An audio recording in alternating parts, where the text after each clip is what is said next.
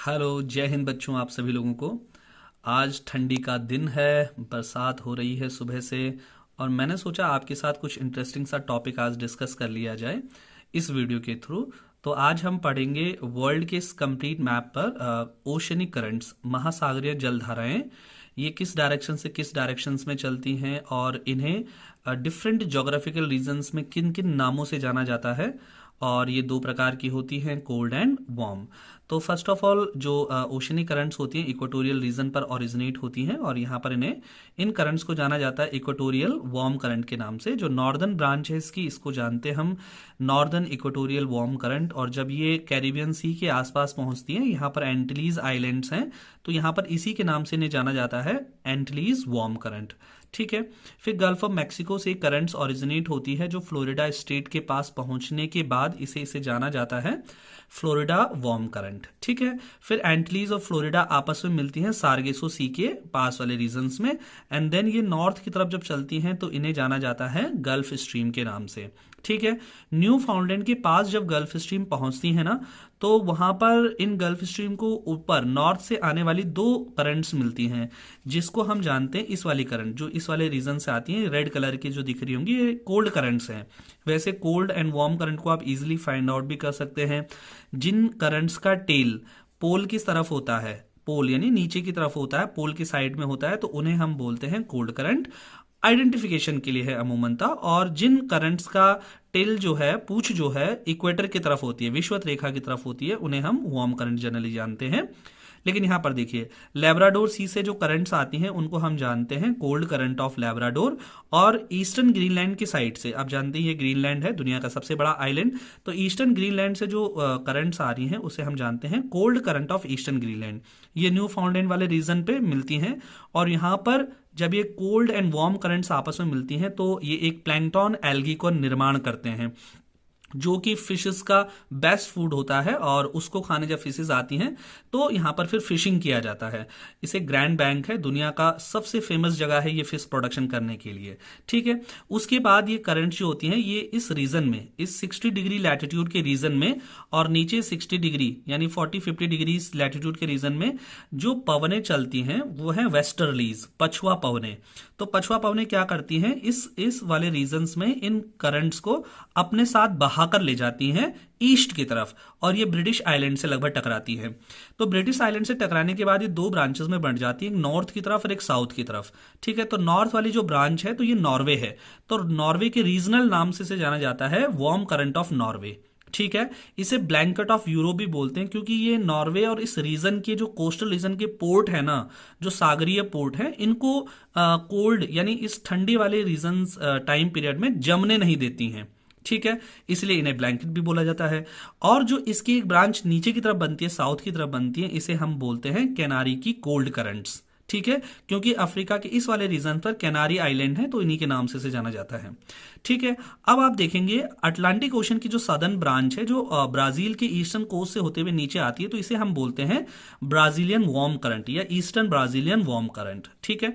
यहां तक से जाना जाता है। फिर नीचे से आप जानते हैं यहां पर एक फॉकलैंड आइलैंड है ना, तो यहां से करंट्स जो निकल के आ रही है इसे बोलते हैं कोल्ड करंट ऑफ फॉकलैंड। ठीक है। Cold current of Falkland. और जैसे ये इस रीजन में पहुंचती है तो यहां पर इन्हें वेस्टर्लीज फिर अपने साथ बहा के ले जाती है इस तरफ को, और यहां पर इसकी जो एक ब्रांच बनती है अफ्रीका कॉन्टिनेंट के जो वेस्टर्न वाले कोस्ट पर, इसे यहां पर एक जगह है वेंगुएला, तो वेंगुएला के नाम से नहीं जाना जाता है cold current of Benguela. These are the all currents of Atlantic Ocean. ठीक है। इसके बाद हम चलते हैं कहाँ, इंडियन ओशन में, या इंडियन ओशन देख लेते हैं या पैसिफिक ओशन। पैसिफिक ओशन देख लेते हैं, ज्यादा बड़ा है। तो फर्स्ट ऑफ ऑल जो देखें यहां सर ओरिजिनेट होती हैं इक्वेटोरियल, मैंने कहा इक्वेटोरियल रीजन में ही करंट्स क्या होती हैं, ओरिजिनेट होती हैं, क्योंकि इक्वेटोरियल रीजन में ही जो रोटेशन का जो अगेंस्ट में फोर्स लगता है वो सबसे ज्यादा इक्वेटोरियल रीजन में ही लगता है। तो यहां से करंट्स ओरिजिनेट होती है और इस साइड पर आकर निकलती हैं।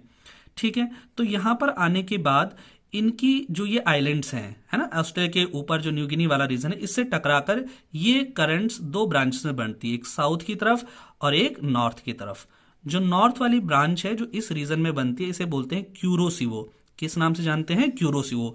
अब बात आई, ये वार्म होगी कोल्ड होगी, तो ये वार्म करंट है, क्यूरोसिवो की वार्म करंट। ठीक है, तो जैसे ये इस वाले रीजन में पहुंचती है तो यहां पर फिर से दो कोल्ड करंट आती हैं। ये अखोतस्क सी है, तो अखोतस्क सी से एक कोल्ड करंट आती है इस रीजन में। ठीक है, और यहां से आती है ओयोसिवो, जो बैरिंग सी है ना, ये वाला बैरिंग स्टेट है, बैरिंग सी है, तो यहां से आती है ओयोसिवो। ये भी नीचे आकर इस रीजन में मिलती हैं। और आप जानते हैं कि जहां पर कोल्ड एंड वार्म करंट्स आपस में मिलती हैं वो रीजन फिश प्रोडक्शन के लिए जाना जाता है। अब जैसे ये विंड्स इस रीजन में आती हैं वैसे ही ये वेस्टर्लीज इनको अपने साथ बहाकर ले जाती है इस तरफ की ओर, और ये निकलती हैं यहां पे। ठीक है, यहां पर मिलती हैं, फिर यहां पर टकराने के बाद एक ब्रांच नॉर्थ की तरफ बनती है, और आप जानते हैं ये अलास्का है तो इसे बोलते हैं अलास्का की वार्म करंट। ठीक है, और एक ब्रांच इसकी साउथ की तरफ आती है जिसे हम बोलते हैं कैलिफोर्निया की कोल्ड करंट। ठीक है, आपको दिख भी रहा होगा कोल्ड करंट और वार्म करंट का एक एक जो पॉइंट है उसे फिर से वीडियो को पीछे करें, फिर से देखिए, नाम लिखें उसका प्रॉपर। ठीक है ना, तो ऑस्ट्रेलिया के एक तो ईस्टर्न रीजन से जो आती है इसे बोलते हैं हम warm current of eastern Australia, और जैसे इस रीजन में ये पहुंचती है तो ये वेस्टर्लीज के प्रभाव में आ जाती है और ये विंड्स इधर की तरफ दौड़ने लगती है और यहां पहुंच जाती है। ठीक है, यहां पहुंचने के बाद, इस रीजन में पहुंचने के बाद इसकी एक जो ब्रांच बनती है वो बनती है नॉर्थ की तरफ, यानी पेरू की सीमा के पैरेलल, और इसी को हम बोलते हैं पेरू की कोल्ड करंट या हम्बोल्ट की cold current. Very very important point, El Nino और लॉ नीनो जो है जो इसी पॉइंट से ओरिजिनेट होती है, हम्बोल्ट की जलधारा से ही ओरिजिनेट होती हैं। ठीक है, तो हमने पैसिफिक ओशन में कौन कौन सी देखी हैं? पहला equatorial warm current of Pacific ocean, जो यहां से ओरिजिनेट हुई, फिर यहां पहुंची, और फिर यहां से दो ब्रांचेस में बनती है, ऑस्ट्रेलिया की इस वाली साइड से और क्यूरोसिवो की ये वाली साइड से। क्यूरोसिवो जब ऊपर पहुंचती है तो इसे दो करंट्स मिलती हैं कोल्ड करंट, ओयोसिवो की कोल्ड करंट और अखोतस की कोल्ड करंट। फिर ये वेस्टर्लीज के प्रभाव में आकर इधर बहती हैं और यहां पहुंचती है अलास्का की वार्म करंट और कैलिफोर्निया की कोल्ड करंट। ठीक है, और उसके बाद जो ईस्टर्न ऑस्ट्रेलिया की वार्म करंट है जब वो वेस्टर्लीज के प्रभाव में आती है और इधर आती है तो यहां एक ब्रांच बनाती है हम्बोल्ट की ठंडी जलधारा। कंप्लीट। अब आ जाइए इंडियन ओशन में। इंडियन ओशन में जब ये विंड्स के सहारे ये इक्वेटोरियल वार्म करंट चलती है तो ये सोमालिया के कोस्ट से टकराती है। एक ब्रांच इसकी नीचे की तरफ बनती है और दूसरी ब्रांच इसकी सोमालिया की गर्म जलधारा के रूप में बनती है। आपको बताया भी होगा मैंने पहले मानसून में कि मानसून के बनने में थोड़ा हेल्प करती हैं। ठीक है, दूसरा, ये मोजाम्बिक चैनल के पास से होते हुए जब नीचे आती हैं तो मोजाम्बिक की वार्म करंट इसे बोलते हैं, और जब इस वाले रीजन में प्रभाव में आती हैं तो इनको बोला जाता है अगुलाहास। कौन सी जलधारा कहा जाता है? अगुलाहास। और ऑस्ट्रेलिया के इस वाले कोस्ट पर, अब जानते हैं इधर क्यों मुड़ रही हैं ये? क्योंकि ये वेस्टर्लीज हवाओं के प्रभाव में बह रही हैं। ठीक है, ऑस्ट्रेलिया के वेस्टर्न कोस्ट पर टकरा के ये ऊपर की तरफ बनती हैं और ये बनाती हैं कोल्ड करंट। ठीक है, तो इसे बोला जाता है cold current of western Australia. ये देखिए, equatorial warm current of Indian ocean, फिर सोमालिया वार्म करंट, इधर से मोजाम्बिक वार्म करंट, फिर यहां से आई अगुलाहास और फिर वेस्टर्न ऑस्ट्रेलिया की कोल्ड करंट। क्लियर हो गया सभी को? अब आप ये देखेंगे वर्ल्ड में जहां जहां पर भी कोल्ड करंट्स हैं वहां वहां पर अमूमनतः डेजर्ट्स का फॉर्मेशन हो रहा है। जैसे आप जानते हैं वेस्ट ऑस्ट्रेलिया का वेस्ट वाला पार्ट पूरा का पूरा क्या है? विक्टोरिया डेजर्ट और सैंडी डेजर्ट से फॉर्म्ड है। ये वाला पार्ट आप जानते हैं पूरा का पूरा, यहां पर आप जानते हैं नीचे की तरफ जो डेजर्ट है अटाकामा डेजर्ट, कालाहारी डेजर्ट जानते हैं, और यहां पर है अटाकामा डेजर्ट। देखिए, जहां जहां पर कोल्ड करंट्स होंगी वहां वहां के कोस्टल वाले लैंड वाले पार्ट पर क्या होता है? अमूमनतः डेजर्ट होता है। जैसे यहां पर वाला देख, कनारी के इस वाले रीजन में आप जानते हैं पूरा सहारा डेजर्ट है। क्लियर है? इस वाले पॉइंट को आप देखें, यहां पर देखें जैसे सोनारन और ये डेजर्ट जैसे आता है, मुजाबे डेजर्ट एंड ऑल, अमेरिका में भी यहां पर डेजर्ट मिलेगा आपको। ठीक है ना, तो ये रही पूरी करंट्स। आपको कंप्लीटली इसका वीडियो को 2-3 बार देखिए और इनके नाम प्रॉपर लिखिए, और प्रॉपर आपके पास ये 2-3 बार अगर आप प्रॉपर इसे इसी टाइप के मैप में भरेंगे तो आपको कंप्लीटली ये याद भी हो जाएंगी। ठीक है, आज के लिए इतना ही। Best of luck.